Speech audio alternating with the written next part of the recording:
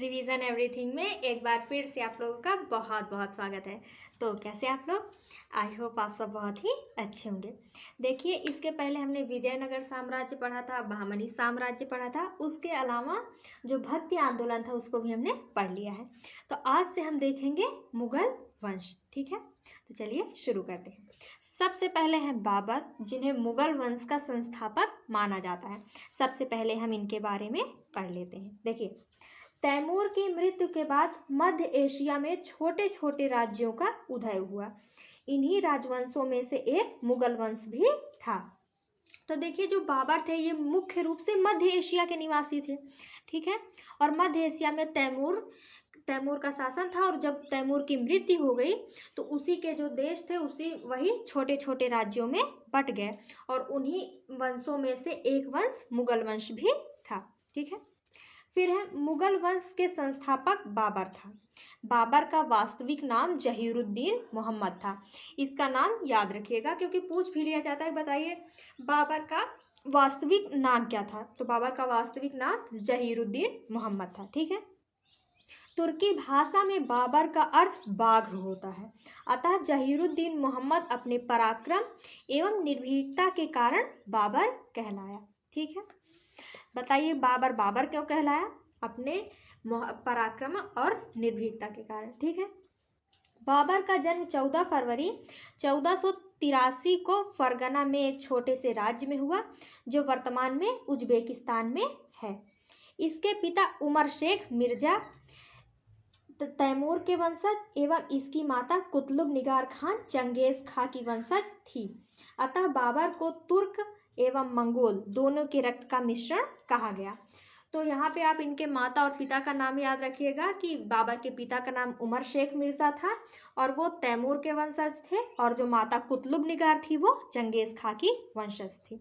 ठीक है, फिर है बाबर अपनी दादी एहसान दौलत बेग के सहयोग से 11 वर्ष की आयु में 1494 में फरगना का शासक बना और मिर्जा की उपाधि धारण की।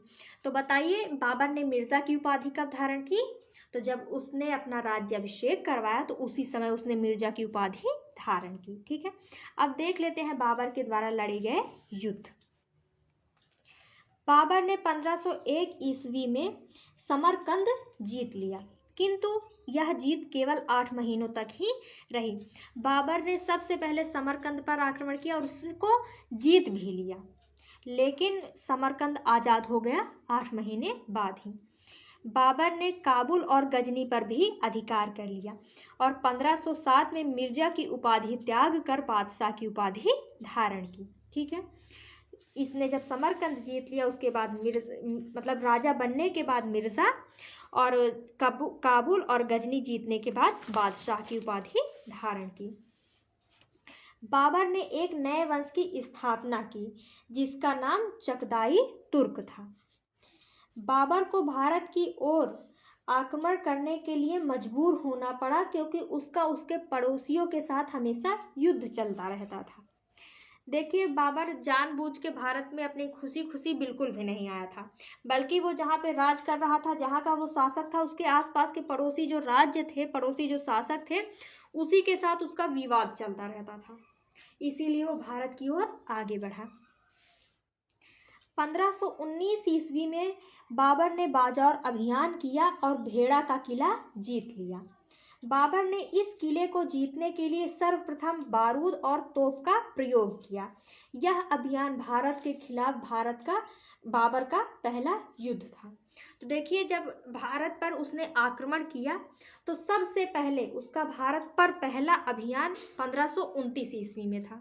देखिए, गलती कहाँ हो जाती है कि अगर आपसे पूछा जाए एग्जाम में कि बताइए बाबर का भारत में पहला युद्ध कौन सा था, तो वहाँ पे लोग पानीपत का युद्ध कर देते हैं, जबकि पानीपत का जो युद्ध था वो भारत पर उसका 5वां आक्रमण था या 5वां युद्ध था। बाबर का भारत पर पहला आक्रमण बाजार अभियान के तहत था, जिसके बाद उसने भेड़ा का किला जीत लिया, और इसी में उसने सबसे पहले बारूद और तोप का प्रयोग किया था। तो आपसे पूछा जाए कि बताइए बाबर ने बारूद और तोप का सर्वप्रथम प्रयोग कहाँ किया, तो भेड़ा का किला जीतने के लिए या फिर बाजार अभियान में उसने किया था। ठीक है, भारत पर आक्रमण करने के लिए पंजाब के सूबेदार दौलत खान लोधी और इब्राहिम लोधी के चाचा आलम खान लोधी ने बाबर के पास बुलावा भेजा था। तो जब हम आपको लोधी वंश पढ़ा रहे थे तो वहाँ पे भी हमने इसका जिक्र किया था कि भारत पर आक्रमण के लिए बाबर को निमंत्रण इन्हीं दो लोगों ने दिया। कौन कौन? पंजाब के सूबेदार दौलत खान लोधी और इब्राहिम के चचा जान आलम खान लोधी। ठीक है। उसके बाद है पानीपत के प्रथम युद्ध 1526 ईस्वी में बाबर ने उज्बेकों की युद्ध नीति, जिसको तुगलमा नीति या अर्धचंद्राकार नीति कहा जाता है, तथा तोपों को सजाने के लिए उस्मानी या रूमी विधि का प्रयोग किया और युद्ध में इब्राहिम लोधी मारा गया। तो यहाँ पे इन दोनों चीज़ों को भी आप याद रखिएगा कि युद्ध के लिए उसने कौन सी नीति अपनाई, तो तुगलमा नीति या अर्धचंद्राकार नीति अपनाई, और तोपों को सजाने की विधि को उस्मानी विधि या रूमी विधि कहते हैं। इन दोनों को याद रखिएगा क्योंकि उस्मानी विधि भी दे देता है, रूमी विधि भी दे देता है। और ये नीति कौन सी थी?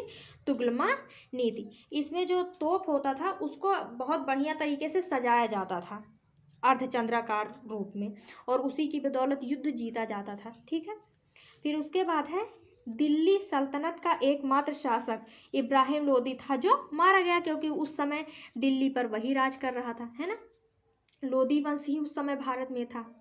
भारत में पहली बार तोप का प्रयोग बाबर ने ही किया। पानीपत के प्रथम युद्ध में बाबर के तोपखाने का नेतृत्व उस्ताद अली और मुस्तफ़ा खान नामक दो तुर्क अधिकारियों ने किया था। ठीक है। तो आप इन दोनों का भी नाम याद रखिएगा, उस्ताद अली और मुस्तफ़ा खान। ठीक है। फिर उसके बाद है बाबर का पसंदीदा शहर काबुल था। पानीपत के प्रथम विजय के बाद बाबर ने काबुल के प्रत्येक निवासी को एक एक चांदी का सिक्का दिया और कलंदर की उपाधि धारण की। तो कलंदर की उपाधि इसने कब धारण की? जब इसने पानीपत का प्रथम युद्ध जीत लिया। कलंदर का अर्थ होता है दानी। ठीक है। फिर है पानीपत के प्रथम युद्ध में उसने यह निर्णय नहीं किया कि वह भारत में स्थायी रूप से रहेगा कि नहीं। जैसे ही बाबर ने भारत में रहने की योजना बनाई तो राणा सांगा ने विरोध किया और 1527 ईस्वी में खानवा का युद्ध हो गया। इस युद्ध में राणा सांगा के साथ इब्राहिम लोधी का भाई महमूद लोधी, आलम लोधी और चंदेरी का राजा मेदिनी राय था। देखिए, भले ही बाबर ने भारत पर आक्रमण किया, पानीपत का युद्ध जीत लिया, लेकिन अभी तक उसने मन नहीं बनाया था कि हमको पूरी तरीके से भारत में रहना ही है। ठीक है। लेकिन जैसे ही उसने मन बनाया कि नहीं, अब हम अपने राज्य नहीं जाएंगे, अब हम भारत में ही रहेंगे, तो उसी समय से इनका विरोध शुरू हो गया। देखिए, भले ही वो इब्राहिम लोधी के चाचा लोगों ने इनको बुलाया था, लेकिन वो लोग ये सोच रहे थे कि ये आएंगे, लोधी वंश का अंत करेंगे, फिर पूरे भारत का शासन हमको देके चले जाएंगे। अब बताइए, बाबर पागल थोड़े ना था कि इतना मेहनत करने के बाद इनको सब कुछ देके चला जाएगा। वही यहाँ पे हुआ। इन लोगों ने सोचा कि शासक हमको बना के वो खुद चला जाएगा, लेकिन यहाँ पे ऐसा नहीं हुआ। और जैसे ही बाबर ने कहा कि अब हमको भारत में ही रहना है, तो फिर दूसरा युद्ध शुरू हो गया, जो कि खानवा का युद्ध था।